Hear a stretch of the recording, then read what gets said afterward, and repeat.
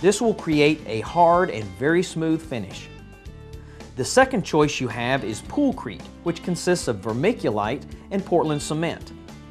This mixture gets hard like a cork and can come pre-mixed. Whichever you choose, we recommend subcontracting to a mason or a concrete finisher. If you're fortunate enough to have poured your shallow end while pouring the footing back in Chapter 6, you're well ahead of the game. If not, you'll just have a little longer day ahead of you.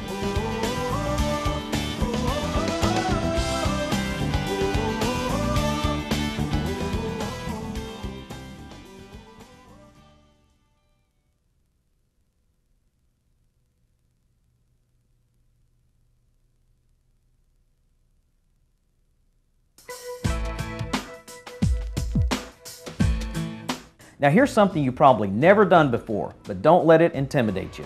The object here is to seal off the pool shell as much as possible by making it airtight. Hang the liner in the pool shell and suck the air out from behind the liner. This will make the liner conform to the exact shape of the pool. The better the suction, the better the liner will fit. Ideal conditions for hanging a liner are a warm and sunny day. Don't try to hang the liner if the outside temperature is below 50 degrees. Using duct tape, seal off each joint where the panels meet. Make sure the plumbing is either closed off with a valve or taped off with duct tape. Remove the step faceplates. Leave one rubber gasket on the step itself and remove the outer one. Open the liner box and take note of the directional arrows. Carry the liner to the center of the breakover and point the arrows toward the shallow end. Unroll the liner. Now grab the top ends and unfold the liner, carrying it the full length of the pool. Be sure not to drag or snag the liner on any sharp objects. Secure the corners first. Then, as the liner sags between the corners, go to the center of the sag and secure about a foot or two of the liner there. Continue this process of going to the center of the sag and securing the liner until the entire liner is in place. Now for the secret in good liner installation. For the best results, use 1 or 2 strong wet dry vacs to suck the air out from behind the liner before any water started in the pool. This will create a surprisingly snug fit. Take 12 inches of liner out from the coping near the breakover. Slide the vac hose down behind the liner until the end is about 3 to 6 inches from the bottom of the pool. Then tape up the gap at the coping the best you can. The last rather large hole is the one at the steps. If it's warm enough and the liner's pliable enough, with the vacs running, get inside the pool in front of the steps and hold the liner as snug as you can against the face of the steps.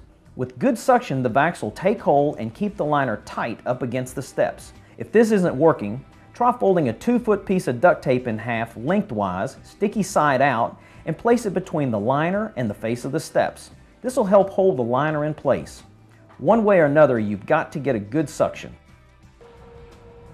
Once the liner's been sucked into place, head for the main drain with the faceplate, screws, and cover.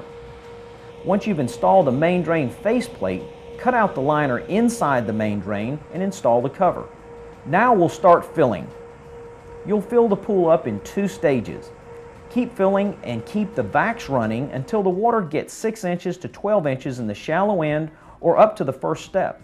Once the water's reached the first step, pull out the vacs and reinsert the liner where the hoses were and keep filling. It's always a good idea to wait until the water reaches the faceplate that you're cutting in. In our situation, however, we've got such a good suction, we're going to go ahead and cut in the step faceplates. We'll now install the faceplates and make sure that we use the same screw holes from the factory. When water reaches or gets close to the returns, install those faceplates. Do the same with the light and the skimmer faceplates.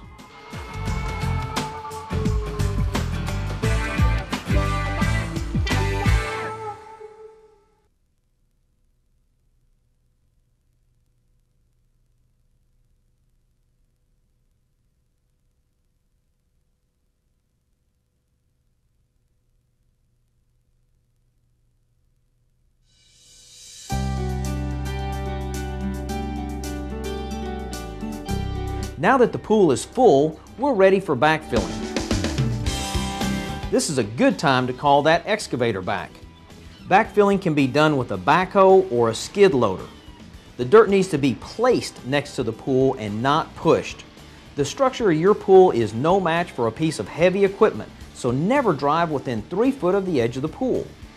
If large rocks were excavated and are being used for backfill, it'll help to have an extra hand around to make sure that your plumbing is not crushed and a rock doesn't roll into the wall of the pool. Here we're using concrete blocks as piers to support the concrete apron. Trouble with settling dirt often causes cracks in concrete and is common, so don't rely on the dirt to hold up your concrete apron. Instead, rely on the concrete piers. Once you're finished and the piers are in place, you're ready for forming and finishing your concrete.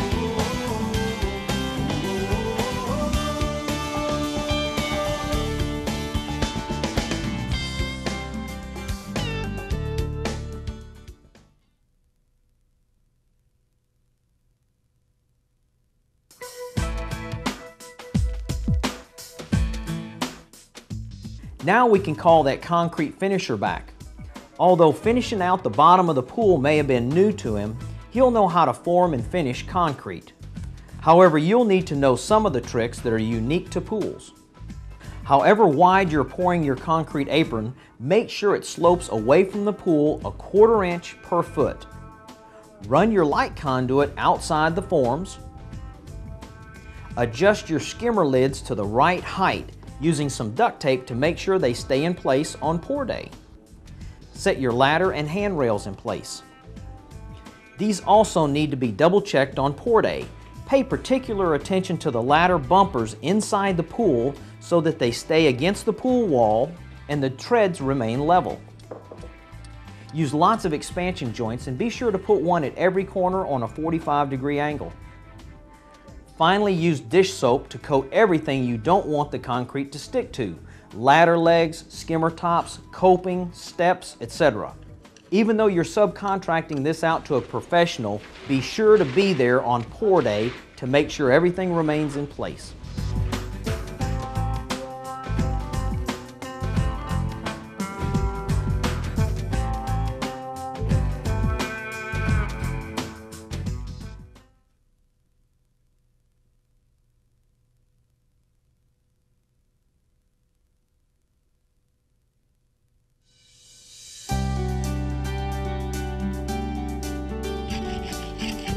Cleanup needs to happen the very next day after the pour.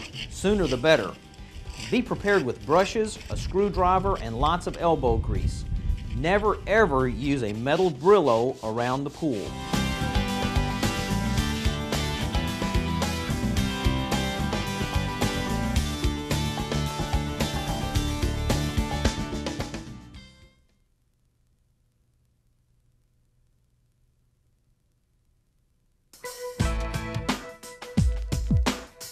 The phrase, "an ounce of prevention is worth a pound of cure," was probably made for owning your own swimming pool.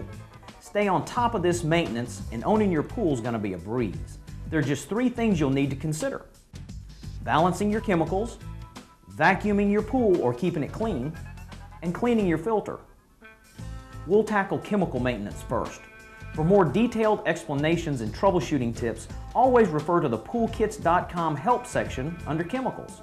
Along with your pool, you received a test kit consisting of several strips which will easily test for chlorine, pH, and total alkalinity. First thing we want to do is balance our pool water. That means get your test kit and take a reading on the pH and total alkalinity. Your pH is probably the most important chemical reading there is, and it's often neglected. If your pH is too high, lower it with pH decreaser. If it's too low, raise it with pH increaser.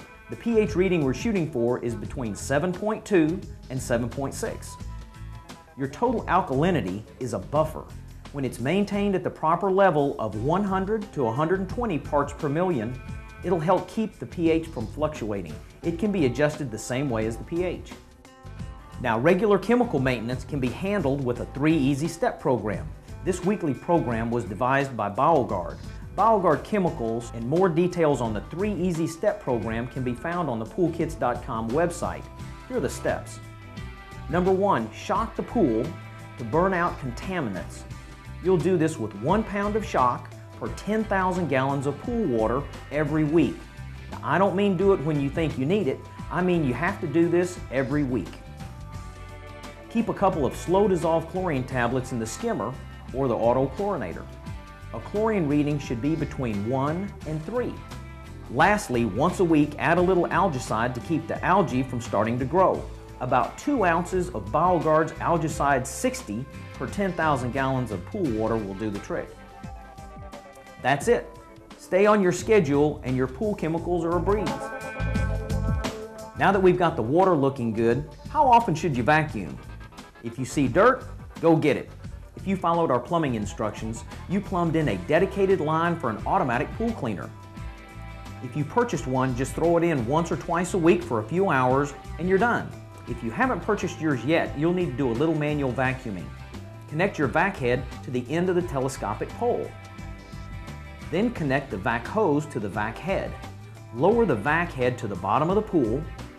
Feed the vac hose hand over hand into the pool water, displacing the air in the hose.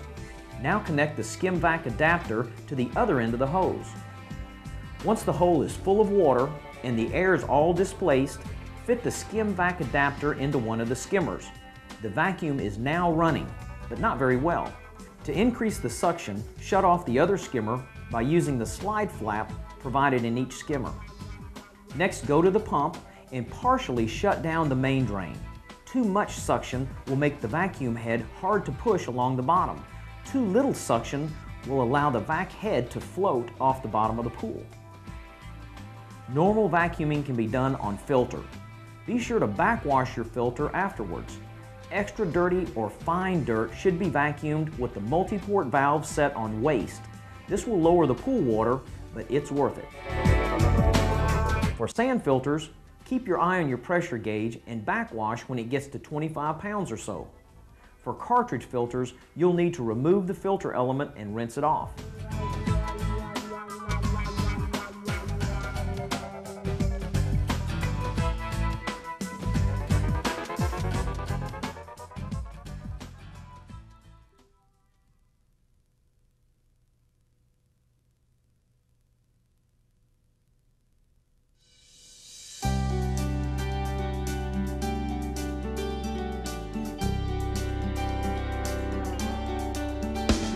Retaining walls. How do you know if you're going to need one? Once you stake out your pool and concrete apron, determine the elevation. Once that's done, look uphill. If part of the pool or apron is going to be below grade, you're going to need a retaining wall to hold the dirt back. If the change in elevation from the point we just marked, which is the top of the concrete, to the lowest part of the yard around the pool water line is more than 3 feet, we're going to need a retaining wall. In this case, we're 2 feet and we're okay. However, in this application, our yard slopes. So the deep end part of the pool is on the uphill side of the yard. We don't want to set the pool up as high as we can, and we've decided to set the elevation of the top of the wall right here. Since the pool is level and the yard is not level, we're going to need a retaining wall on the uphill side to hold the dirt back. We've preliminarily outlined our living area right here, so that's fine. And we're going to need this retaining wall that's going to sit right here and outline this area and also outline the rest of the deep end of the pool.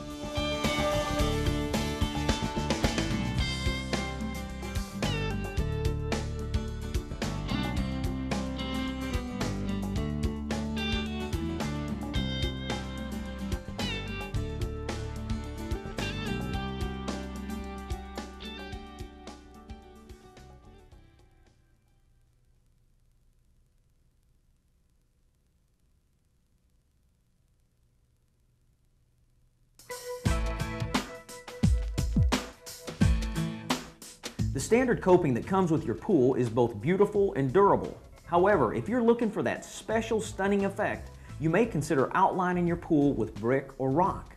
This is called cantilever coping. When installing the pool, you'll need to use liner track instead of your standard coping.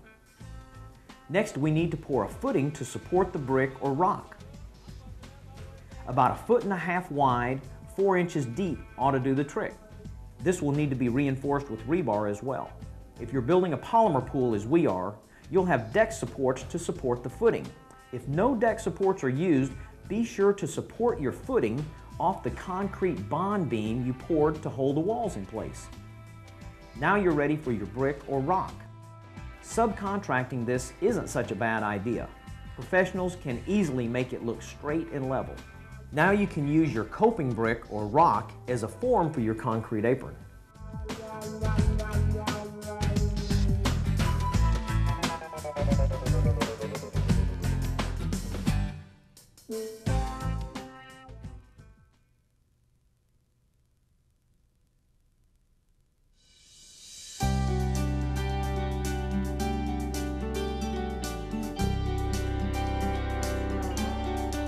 Pools are sometimes built in areas of high water tables like Louisiana, or sometimes they're built in areas where underground springs are prevalent. Water does funny things underground, and when you're building a pool, it just spells bad news. Here's the problem. With water coming in through the dirt and filling up your excavated hole, it's impossible to put in the bottom and hang the liner. Even if you pump all the water out, this kind of water just keeps on coming in. Here's the solution. Keep the water below grade. As it flows in, direct it to a low spot under a gravel bed and then pump it out before it reaches the top of the gravel.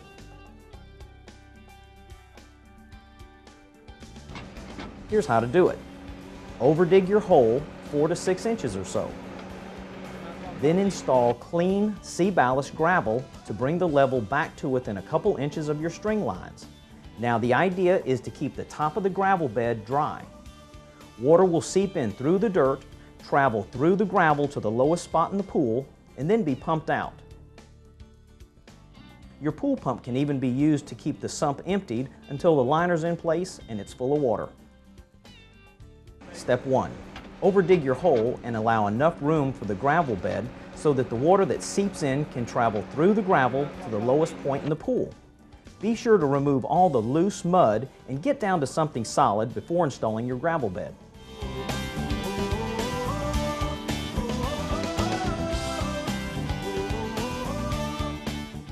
Step 2.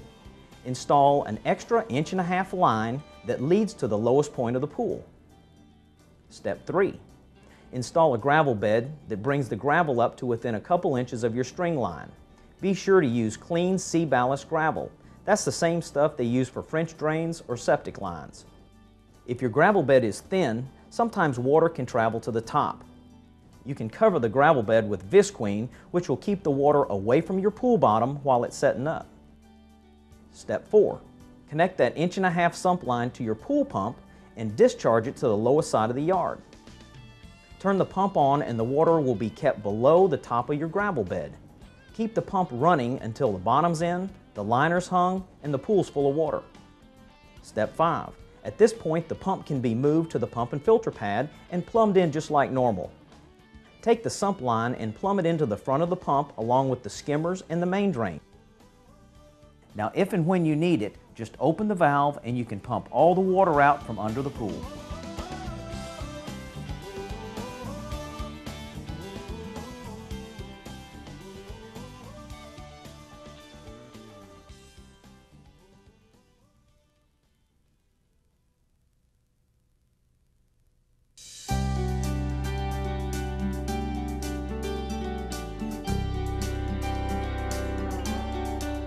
Hope you enjoyed the video and found it informative. Although you're probably going to review back to several of the chapters many times, don't hesitate to use our toll-free number. It's 888-917-8817. You know, there's nothing quite like speaking to someone who's already been through what you're stuck in the middle of. Our engineers at PoolKits.com can help you through just about any situation. From all of us at PoolKits.com, happy swimming.